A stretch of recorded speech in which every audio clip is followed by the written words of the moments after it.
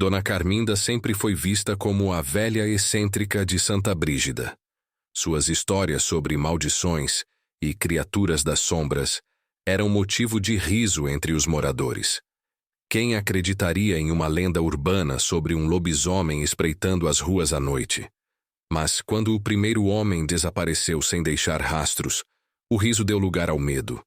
O que antes parecia um delírio de uma senhora solitária tornou-se um pesadelo real. Agora, ninguém mais ignorava os uivos que ecoavam na escuridão, as pegadas enormes encontradas na lama, os ataques brutais e o olhar desesperado de quem sobrevivia às noites de vigília. Tudo apontava para algo além da compreensão. Havia um segredo enterrado naquele bairro pacato, uma verdade assustadora que poucos estavam prontos para enfrentar. Mas era tarde demais para voltar atrás.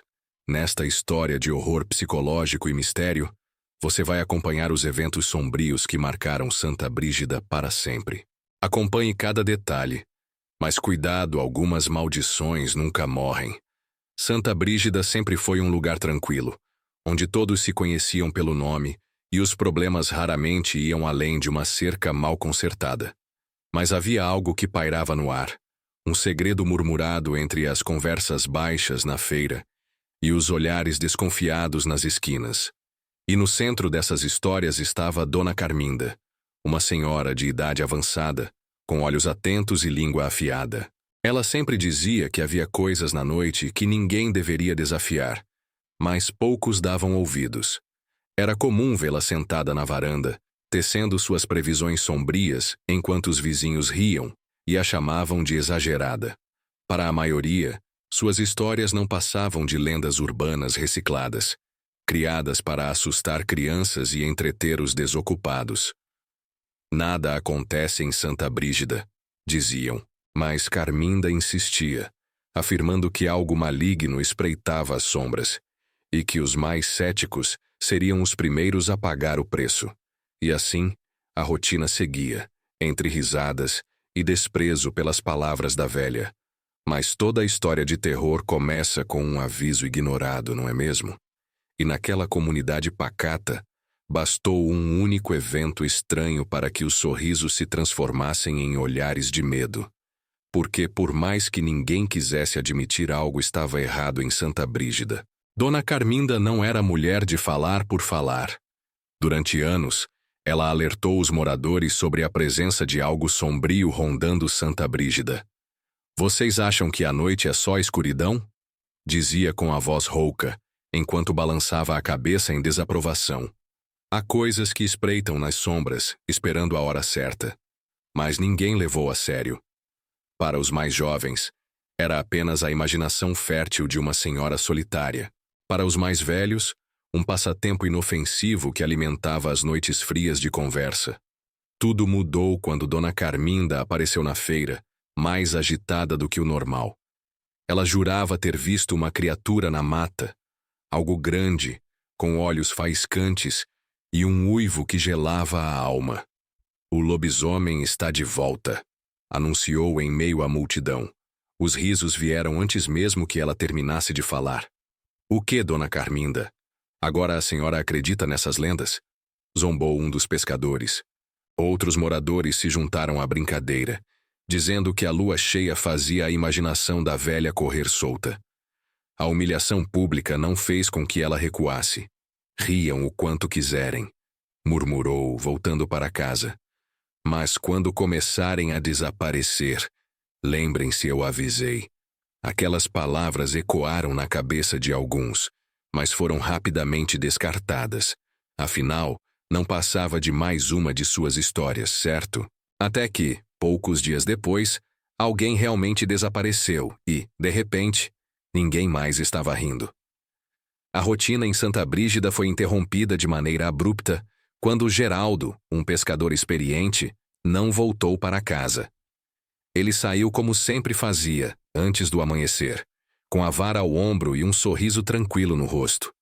Mas naquela noite, a lagoa permaneceu silenciosa. Sua esposa esperou até tarde, olhando para a porta com o coração apertado. Mas o marido nunca atravessou o limiar. No dia seguinte, A notícia de seu desaparecimento se espalhou como fogo em capim seco. Os moradores organizaram buscas ao redor da lagoa e pela mata próxima, mas não encontraram nada além de sua lanterna caída e pegadas desordenadas na margem. Talvez tenha se perdido, sugeriram alguns, tentando ignorar a sensação de que algo estava muito errado. Outros, menos otimistas, lembraram-se dos avisos de Dona Carminda e começaram a se inquietar. E se não fosse apenas um acidente? E se algo tivesse levado Geraldo? Com o passar dos dias, a preocupação virou medo e o medo se transformou em paranoia. Olhares nervosos começaram a vigiar as ruas depois do pôr do sol. Portas e janelas passaram a ser trancadas mais cedo. Os uivos distantes, antes ignorados, agora faziam os corações dispararem. Não era apenas um homem desaparecido. Era o começo de algo muito pior. Na primeira noite após o desaparecimento de Geraldo, os moradores começaram a ouvir sons que antes pareciam irrelevantes. Uivos longos e profundos cortavam o silêncio da madrugada, vindos da mata densa.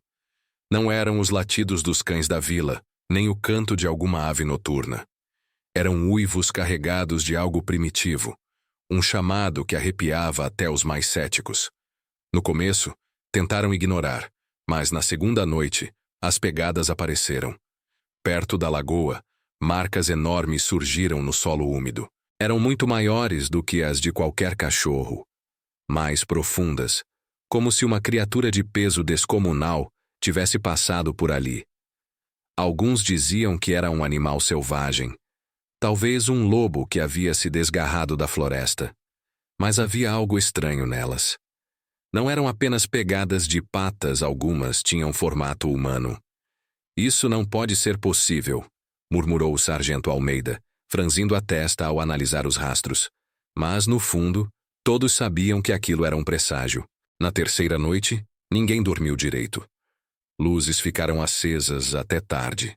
Sombras se mexiam sob a lua cheia e os sussurros nas casas aumentaram. O medo havia se instalado de vez em Santa Brígida.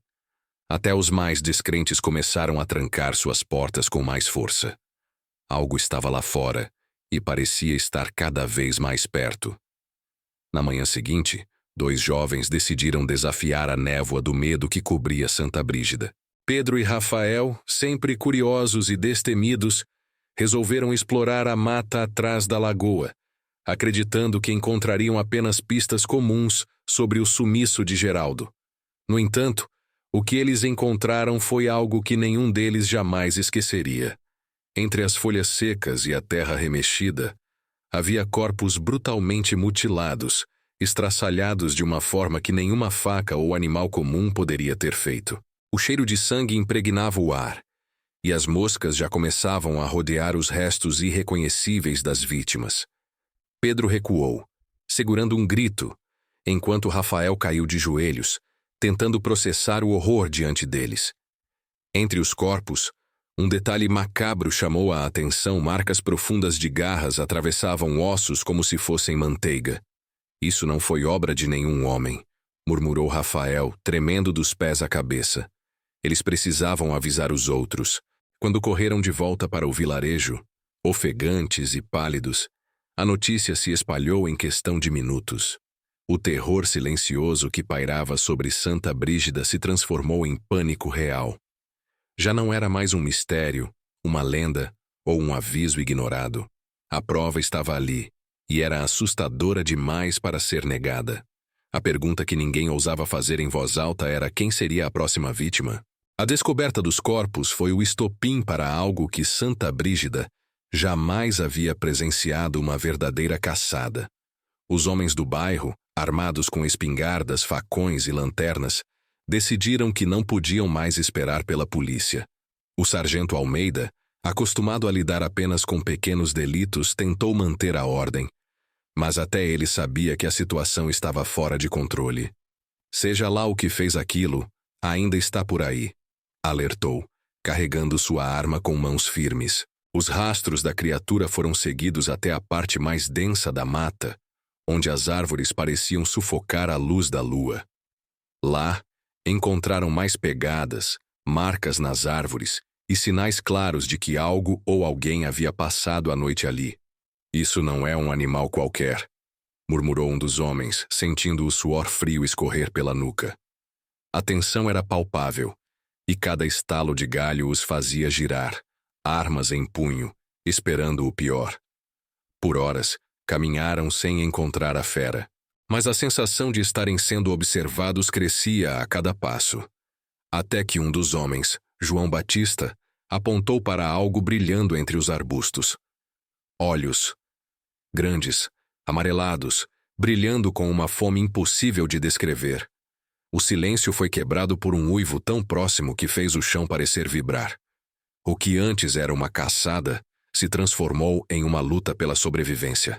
O silêncio durou apenas 1 segundo, antes que a criatura avançasse. Um vulto gigantesco saltou das sombras, derrubando um dos caçadores antes que ele pudesse reagir. O grito do homem se perdeu no caos que se seguiu. Os disparos começaram, mas o lobisomem era rápido, desviando-se com movimentos impossíveis para algo daquele tamanho. Suas garras rasgavam o ar, e onde tocavam deixavam um rastro de destruição e sangue. Os homens recuaram, tentando reorganizar a defesa, mas o medo os deixava descoordenados. Alguns fugiram, enquanto outros atiravam desesperadamente, sem saber se os tiros estavam surtindo efeito. O sargento Almeida gritava ordens, tentando manter o grupo unido. Foi então que Dona Carminda apareceu na entrada da clareira, segurando um amuleto e murmurando palavras antigas. "Vocês não vão vencer com pólvora", disse ela, com um olhar sombrio. A criatura parou por um instante, como se sentisse a presença da velha. Seu uivo ecoou pela mata, reverberando nos ossos de todos ali. Foi um som que não pertencia a este mundo, carregado de raiva e dor.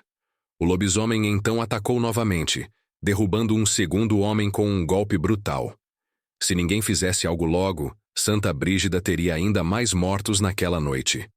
O lobisomem avançou com uma fúria incontrolável, e o grupo sabia que armas comuns não o deteriam. O sargento Almeida, ainda tentando manter a calma, gritou para que todos recuassem, mas o monstro já estava em cima deles. Foi então que Dona Carminda, com uma calma assustadora, puxou um punhal prateado de dentro de seu xale. "Somente isso pode acabar com a maldição", disse, entregando a lâmina ao sargento. Seus olhos brilhavam com uma certeza que ninguém ousou questionar. Com um salto feroz, a criatura derrubou outro homem, suas garras rasgando carne e ossos sem esforço. Almeida sabia que não tinha tempo para hesitar. Com um movimento rápido, esperou o momento certo, e quando o monstro investiu contra ele, girou o corpo e cravou a lâmina diretamente em seu peito. O lobisomem soltou um uivo agonizante, mais parecido com um lamento humano do que um rugido bestial. Seus olhos se arregalaram e seu corpo começou a estremecer violentamente. A fera tentou dar mais um passo, mas suas pernas falharam. Aos poucos, seu corpo começou a encolher, a pelagem sumindo, as garras se retraindo. No lugar do monstro, agora jazia um homem, nu e ensanguentado, ofegante no chão frio da floresta. O choque percorreu os rostos dos moradores enquanto a identidade do lobisomem era revelada. Entre todos, ninguém esperava que fosse justamente ele.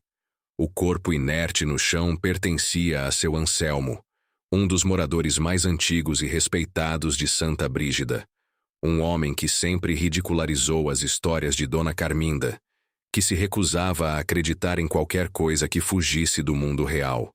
Mas ali estava ele, encolhido e vulnerável, sua pele marcada pelos sinais da transformação recém-revertida. Ninguém conseguia dizer uma palavra. Como um dos mais céticos da vila podia ser, na verdade, a criatura que aterrorizava a todos. Dona Carminda suspirou pesadamente, como se já soubesse o que encontraria. "A maldição nunca escolhe quem acredita ou não", murmurou. "Ela apenas espera o momento certo para se revelar." O silêncio foi interrompido por murmúrios desconfiados. Se Anselmo era o lobisomem, quantas outras pessoas poderiam carregar segredos sombrios? A sensação de que aquela revelação era apenas o começo começou a pesar no ar. O sargento Almeida tentou restaurar a ordem, mas o impacto era grande demais. Alguns moradores sentiam alívio, outros apenas mais medo. Porque se um deles poderia esconder algo tão monstruoso, quem garantia que não havia mais segredos enterrados em Santa Brígida? E pior ainda, será que a maldição realmente havia terminado? Mesmo com a criatura derrotada, o terror não desapareceu de Santa Brígida. O corpo de seu Anselmo foi levado com cautela, mas ninguém queria se aproximar dele por muito tempo. O medo não vinha apenas do que ele havia se tornado, mas do que aquilo significava. Se um homem comum podia carregar um segredo tão sombrio, quem mais poderia estar amaldiçoado? A dúvida corroía a mente dos moradores, e os olhares desconfiados passaram a ser comuns entre vizinhos. Dona Carminda, com sua expressão grave, reuniu os mais velhos da vila e explicou o que poucos queriam ouvir. A maldição do lobisomem não desaparecia com a morte de seu portador. Ela se espalhava, como uma sombra que nunca desaparece completamente. O sangue dele tocou a terra, disse, apontando para a clareira onde o confronto aconteceu, e a maldição pode ter encontrado outro hospedeiro. Essas palavras fizeram os corações gelarem. O sargento Almeida tentou afastar o pânico, dizendo que nada era certo. Mas, nas noites seguintes, alguns juraram ouvir uivos ao longe, vindos de um lugar onde ninguém ousava ir. Outros afirmaram que, ao amanhecer, novas pegadas apareciam na lama, como se algo estivesse apenas esperando sua hora de voltar. A paz que Santa Brígida conhecia havia sido irremediavelmente destruída. Os dias se passaram, mas Santa Brígida nunca voltou a ser a mesma. O medo se instalou de maneira silenciosa, infiltrando-se nas rotinas e nos olhares desconfiados entre os vizinhos. Ninguém falava abertamente sobre a criatura, mas todos sabiam que aquele horror não havia sido completamente enterrado. Crianças eram mantidas dentro de casa antes do anoitecer, portas e janelas reforçadas, e as noites de lua cheia se tornaram momentos de vigília e oração. Dona Carminda continuava a alertar os poucos que ainda ousavam perguntar. O mal nunca desaparece completamente, dizia, enquanto traçava símbolos protetores na soleira de sua porta. Ele apenas se esconde, esperando a hora certa para retornar.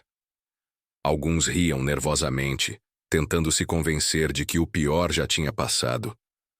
Mas os uivos que ecoavam de tempos em tempos nas madrugadas diziam o contrário. O sargento Almeida manteve as patrulhas ativas por mais algumas semanas, mas, no fundo, sabia que nada poderia proteger a vila se a maldição realmente tivesse encontrado um novo hospedeiro. E assim, Santa Brígida seguiu sua vida, com sorrisos tensos e um silêncio pesado que preenchia as ruas ao cair da noite. Porque, no fundo, todos sabiam a verdade: o terror nunca realmente termina. Ele apenas espera pacientemente, na escuridão. E então, será que o mal foi realmente derrotado? Ou apenas encontrou um novo lugar para se esconder? Histórias como a de Santa Brígida nos fazem questionar quantos segredos podem estar à nossa volta, invisíveis até que seja tarde demais. Quantas lendas urbanas são, na verdade, verdades esquecidas, esperando para serem redescobertas? E o mais assustador, quem entre nós pode estar carregando uma maldição sem sequer saber? O horror psicológico dessa história nos lembra que o medo não está apenas nas criaturas que espreitam na escuridão, mas também na incerteza, na dúvida, na desconfiança que corrói comunidades inteiras. Afinal, é mais fácil acreditar que monstros não existem do que encarar a possibilidade de que eles estão mais próximos do que imaginamos. E você, o que faria se estivesse em Santa Brígida naquela noite? Ignoraria os avisos, como fizeram no início, ou se prepararia para enfrentar o desconhecido? Deixe sua opinião nos comentários. E se quiser mais histórias arrepiantes como essa, não se esqueça de se inscrever no canal e ativar as notificações para não perder nenhum conteúdo. Nos vemos na próxima se o lobisomem não te encontrar primeiro.